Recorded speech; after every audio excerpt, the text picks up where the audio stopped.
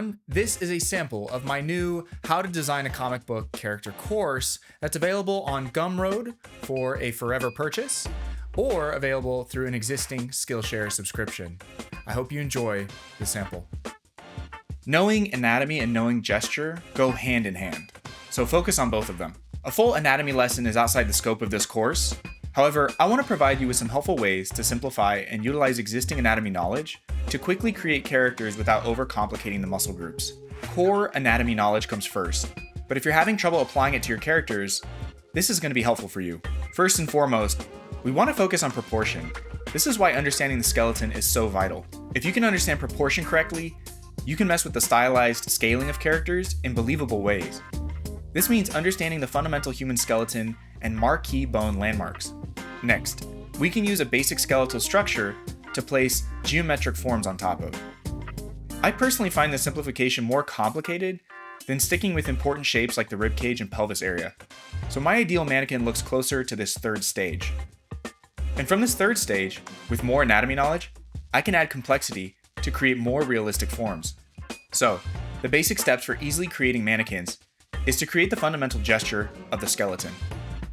Think of the skeleton as a wire you can then thread these basic forms onto. From there, we can complicate the form by further implying muscle groups in the correct placement.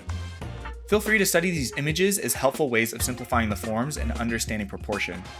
But nothing is going to replace a true understanding of human anatomy.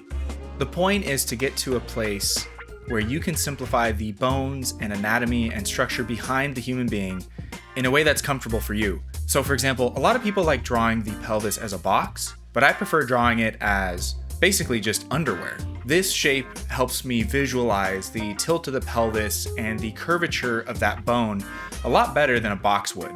But I think it's worth exploring all different types of ways to symbolize the body so you can find what works for you. These mannequins are of an average male. The average female figure has smaller shoulders, breasts, and wider hips. And we're generally going to use softer forms and softer lines to indicate the female figure versus the male figure. But a male figure is a great place to start because from there, you can adjust it and make changes to quickly create female mannequins.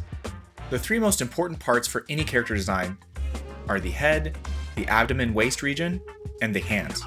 And the reason that I'm bringing this up here is because you need to nail those three areas, not only with the design and rendering, but also your anatomy. People will recognize instantly if a face looks off, or the waist area looks off, and the hands look off.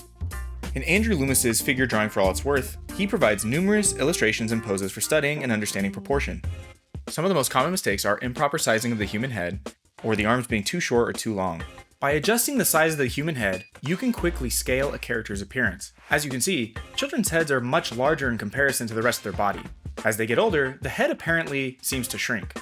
These diagrams can be found on the internet and are worth studying and understanding. In this diagram, we can see Loomis make work of contrapposto, which is when the tilt of the shoulders and tilt of pelvis are not parallel, providing a contrast between the legs and arms, resulting in a more believable, relaxed-looking figure.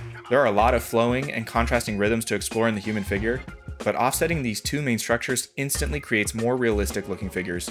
I highly recommend studying figure drawing with daily gesture drawings of 30 to 60 seconds, as well as more detailed study breakdowns of the human form using books like Michael Hampton's Figure Drawing, Design and Invention, or Tom Fox's Anatomy for Artists, Drawing Form and Pose. I really like Morpho, Anatomy for Artists, and Morpho, Simplified Forms. Unfortunately, there is no true shorthand for learning anatomy. It's going to take a long time, it's very complex, but it's really rewarding. However, I don't want you to be discouraged from creating your own characters. You can have a basic understanding of anatomy and use simplified forms instead to create fun, believable, appealing characters. So again, if you have a character in your head that you just can't get out, my How to Design a Comic Book Character course is going to be perfect for you. And this was just a small sample of that. Consider supporting the course, consider taking it. I look forward to seeing what you create.